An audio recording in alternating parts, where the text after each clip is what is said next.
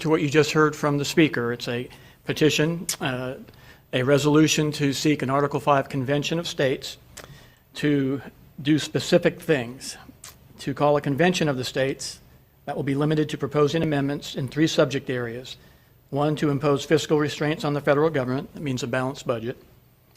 2, to limit the power and jurisdiction of the federal government. And 3, limit the terms of office for the officials and members of Congress. You've heard the speaker's explanation of how Article 5 would work. I'm not going to rehash that with you. I would just give you 2 brief points. The first one is this is in the Constitution and has been from the very beginning. This is what the founders put in place should our nation ever come to a point where a federal government was unresponsive or obtuse to the needs of the states. I think we're at that point. I think we're well past that point. And lastly, instead of thinking about this as a convention of states, I'd like you to think about it as an intervention of the states. And if you had a drug-addled family member within your family circle, the kind, the good, the proper thing to do would be to intervene in that person's life to get them back on track and break the addiction. Our federal government is addicted to spending.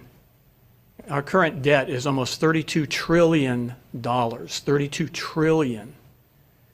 You know, 1 million seconds ago was probably around February 25th. 1 billion seconds ago was 32 years ago.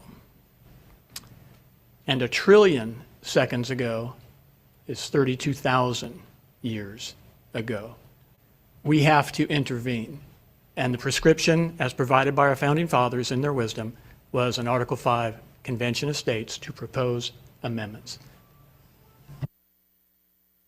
Members, is there discussion or debate on House Joint Resolution 235? Representative Hardister. Thank you, Mr. Chair. I just want to commend Representative Riddell for his leadership on this. The reason why I support this, I could give multiple reasons, but the primary one is because of what Representative Riddell alluded to, the national debt. Congress has showed no serious signs of getting our debt under control. If you want to see something scary, pull up your device and look at the debt clock and see it ticking away at an alarming rate.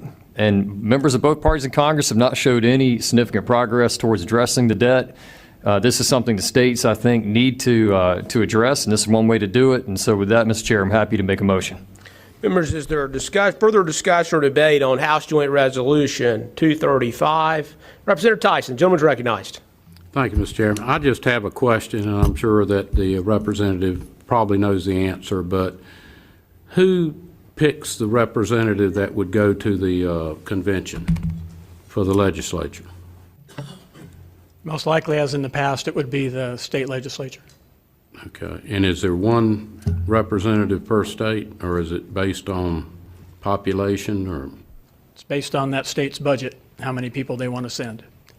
In the convention, it would be one state, one vote, no matter if you had 12 delegates or commissioners, as they would be called, or if you had 1. It's still one state, one vote. Thank you. Members, is there further discussion or debate on the joint resolution? Seeing none, Representative Hardister moves for a favorable report to House Joint Resolution 235. All those in favor will say aye. Aye. All those opposed, no. No. Opinion of the chair, the ayes have it. The ayes do have it. House Joint Resolution 235 receives a favorable report. Thank you, Representative Riddell. Thank the chair and thank the committee. House Bill 122, Representative Warren. The gentleman is recognized to speak to House Bill 122, reimburse late audit cost with sales tax revenue. Representative Warren, the gentleman is recognized. Thank you, Mr. Chair. This is a simple bill. It's designed to assist counties and municipalities who are delinquent in filing their annual audits as required by General Statute 159-34. It helps them to meet their legally required obligation. This was passed unanimously in the local government committee, and it has the full support of the North Carolina State Auditor. I'd appreciate your support. Members, is there discussion or debate? Representative Torbett, the gentleman is recognized. Thank you. Representative Warren, is there any penalties or any punitive in the language? I mean, you went through it kind of quick, but. Told you it's simple. Yeah. No, Representative Torbett, there's no penalties related to it at all. Okay. Thank you. Further discussion.